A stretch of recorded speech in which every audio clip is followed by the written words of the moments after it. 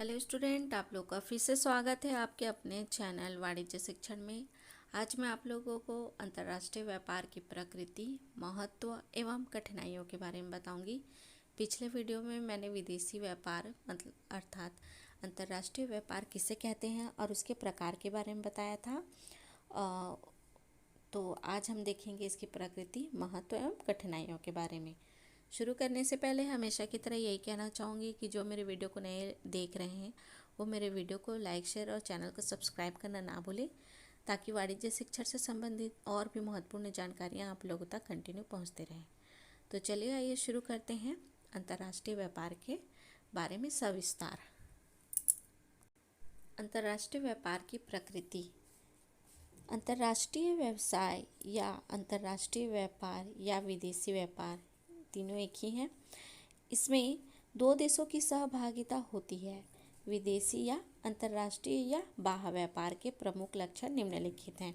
इसमें विदेशी, अंतर्राष्ट्रीय या जो बाहर के और व्यापारी हैं, ये दोनों मिलाकर के क्या होती है, अंतर्राष्ट्रीय व्यापार होती है। दो देशों की सहभागिता होती है। तो अब हम इनकी प्रकृति किन किन रूपों में है इसके बारे में जानेंगे। तो चलिए ये देखते हैं। सबसे पहले पहला है आपका दो देशों का सम्मिलित होना या दो देशों की व्यापार में सहभागिता। अंतर्राष्ट्रीय व्यवसाय या व्यापार में दो देश शामिल होते हैं।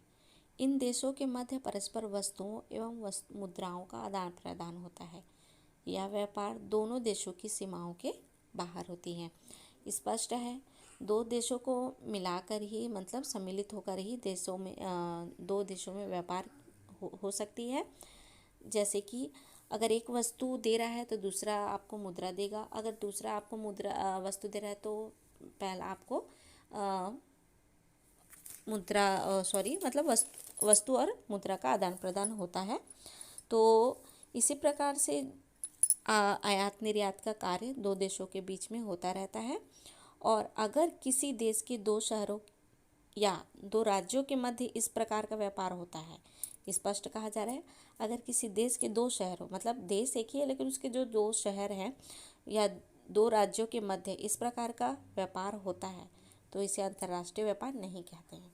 विदेश से जो होता है, इंटरनेशनल जो आप लोगों का व्यापार होगा दो देशों के मध्य, वही आपका क्या कहलाएगा, अंतर्राष्ट्रीय व्यापार कहलाएगा। दो शहरों या दो राज्यों के बीच जो व्यापार होगा ये आपका अंतर्राष्ट्रीय व्यापार नहीं कहलाएगा। ये था आपका पहला। अब हम देखेंगे दूसरा, विदेशी मुद्रा में भुगतान। प्रत्येक राष्ट्र की या देश की अपनी मुद्रा होती है, ये तो आप सब जानते ही हैं। हर राष्ट्र के द्वारा आयातित व निर्यातित वस्तु की कीमत का भुगतान विदेशी मुद्रा के माध्यम में किया जाता है। कहा जा रहा है कि सब अपने अपने देश की अपनी अपनी मुद्रा होती हैं। तो जब हम आयात निर्यात करते हैं तो जिस देश का जो मुद्रा होती है उस मुद्रा के रूप में, विदेशी मुद्रा के रूप में उसका भुगतान किया जाता है। विदेशी मुद्रा के माध्यम से इसका भुगतान किया जाता है। ये जो दो थे वो क्या थे, अंतर्राष्ट्रीय व्यापार की प्रकृति।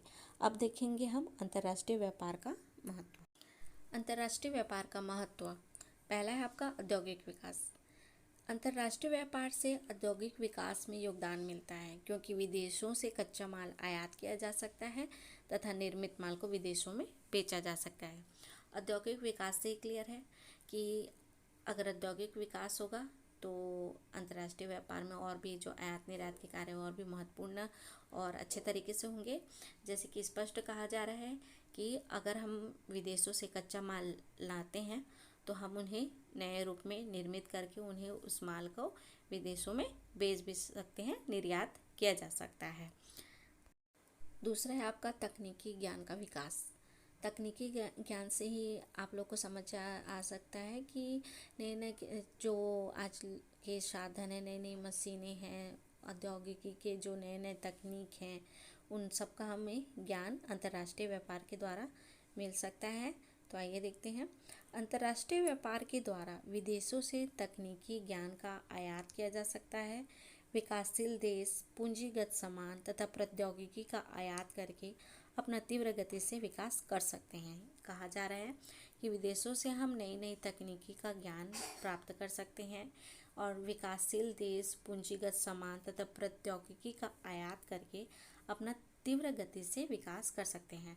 मतलब अगर हम अंतर्राष्ट्रीय व्यापार से के साथ व्यापार करते हैं तो हमें उनके जो देश की तकनीकी ज्ञान है, उनके जो देश के पूंजीगत सामान है, प्रौद्योगिकी का, इन सब का हम आयात करके अपने जो उत्पादन है, प्रौद्योगिकी है, उसको हम बढ़ा सकते हैं, उनका विकास कर सकते हैं।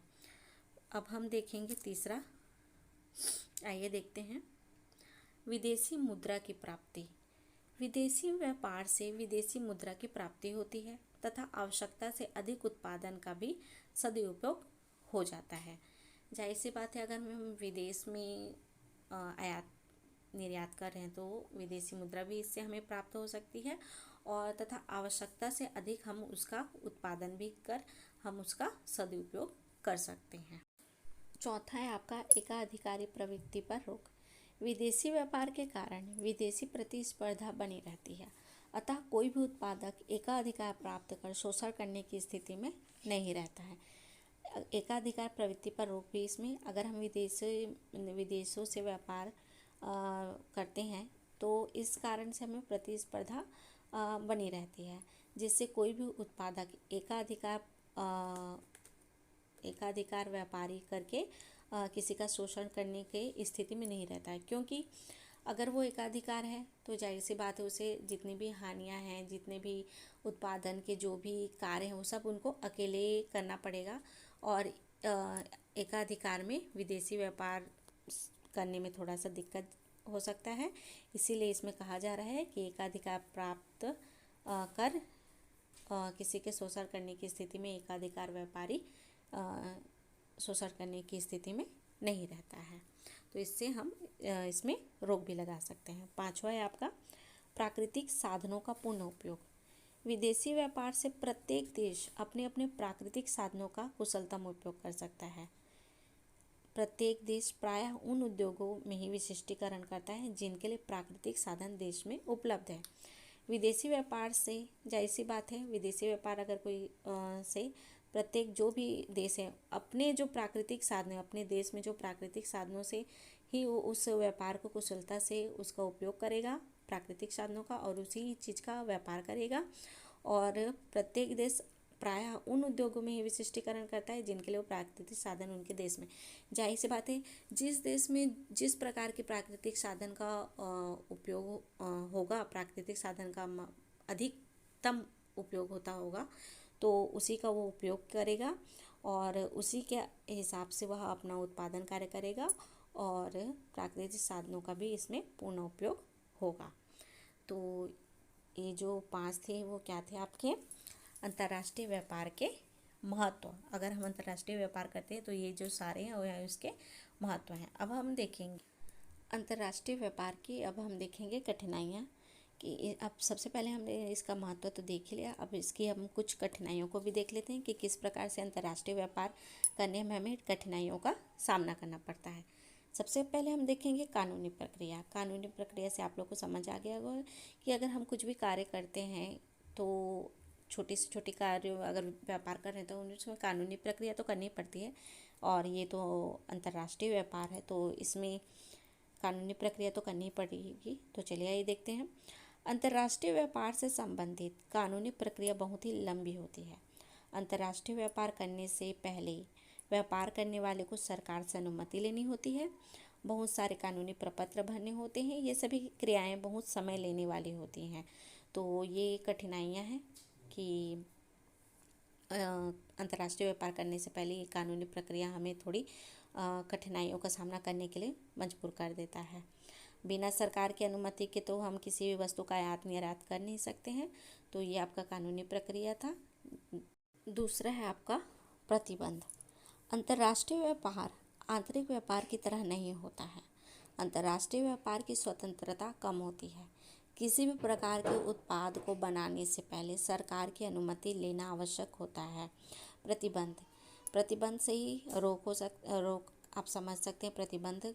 तो अंतर्राष्ट्रीय व्यापार में क्या है, ये आंतरिक प्रक्रिया व्यापार की तरह नहीं होता है। इसमें व्यापार की स्वतंत्रता कम होती है। ऐसा नहीं कि कोई भी अंतर्राष्ट्रीय व्यापार से अंतर्राष्ट्र से व्यापार कर सकते हैं। इसमें प्रतिबंध होते हैं, इसमें स्वतंत्रता कम होती है। बिना कानूनी प्रक्रिया पूरी किए हम अंतर्राष्ट्रीय व्यापार नहीं कर सकते हैं। इसमें बहुत सारे उत्पादों की प्रकृति मानव जीवन के लिए खतरनाक व जानलेवा होती है। ऐसे उत्पादों पर सरकार के द्वारा प्रतिबंध लगाया जाता है। विशेष प्रकार की वस्तुओं के आयात व निर्यात पर ही सरकार द्वारा प्रतिबंध लगाया जा सकता है। इसमें जो विशेष प्रकार की वस्तु हैं उन्हीं के आधार पर आयात व निर्यात पर सरकार द्वारा प्रतिबंध लग सकता है। तो ये थी आपकी दूसरी कठिनाई। अंतर्राष्ट्रीय व्यापार अगर हमें करना है तो इन कठिनाइयों का भी सामना थोड़ा करना पड़ता है। तो अब हम देखेंगे तीसरा है आपका उच्च जोखिम।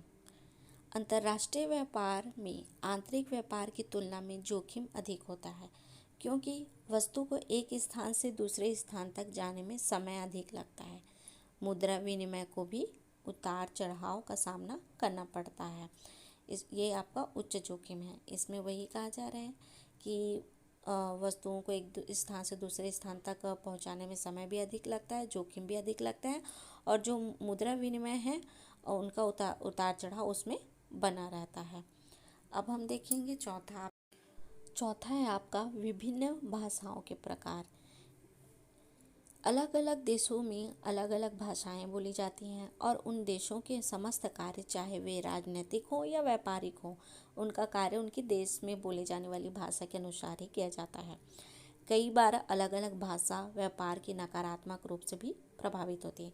जाहिर सी बात है, जिस देश की जो भाषा होगी वो उसी भाषा से अपना व्यापार, अपनी भाषा बोलेगा, और समस्त कार्य चाहे वो राजनीतिक हो या व्यापार हो, अपनी भाषा और बोली के हिसाब से ही करेगा। और कई बार अलग अलग भाषा और व्यापार से नकारात्मक रूप से भी प्रभावित हो जाती हैं। ये भी कठिनाई है कि कोई देश किसी भाषा को समझने में थोड़ा सा दिक्कत जाता है कोई भी, तो इससे नकारात्मक रूप से भी प्रभावित होने में भी कठिनाई का सामना करना पड़ता है। पांचवा है आपका विदेशी मुद्रा का इंतजाम, भुगतान है। तो इसमें कहा जा रहा है कि अंतर्राष्ट्रीय व्यापार में मुद्रा का विनिमय विदेशी मुद्रा के माध्यम से होता है, जो कई बार ज़्यादा समय ले लेती है। इसमें कहा जा रहा है कि जो विदेशी मुद्रा के का इंतज़ाम करना पड़ता है भुगतान हेतु, क्योंकि विदेशी मुद्रा के माध्यम से ही उसका हम भुगतान कर सकते हैं।